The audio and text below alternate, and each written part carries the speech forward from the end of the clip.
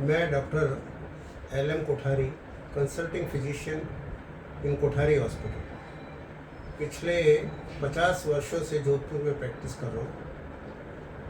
और diabetes day पे मैं आपको एक यही चीज़ बताना चाहूँगा कि पेशेंट का खान पान, व्यायाम एंड योगा, इस पे बहुत पेशेंट को ध्यान देना चाहिए।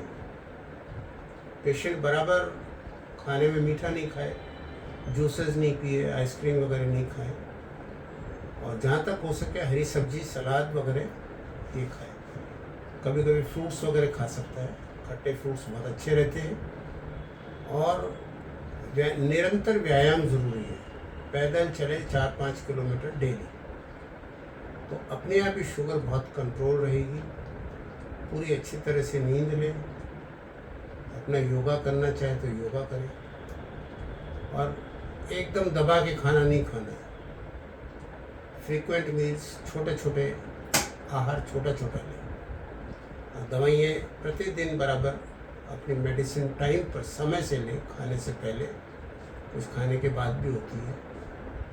और एक मेटफॉर्मिन गोली आती है, वो इंसुलिन सेंसिटिव होती है, सेंसिटाइज़र, उसको ज़रूर अपने यूज़ करें।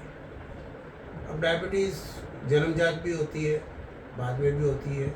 ज़्यादातर पेशेंट हमारे पास टाइप 2 डायबिटीज़ के आते हैं। टाइप 2 डायबिटीज़ में मैंने देखा है कि बहुत ज़्यादा जब 8-10 साल पुरानी हो जाती है तो उन पे टैबलेट्स काम करना बंद कर देती है, क्योंकि वो जो बीटा सेल्स पे काम करती है टैबलेट, तो बीटा सेल्स को निचोड़ देती है। तो इस हिसाब से मैं यही कहना चाहूँगा कि आप ऐसे केसेस में इंसुलिन चालू कर देना चाहिए।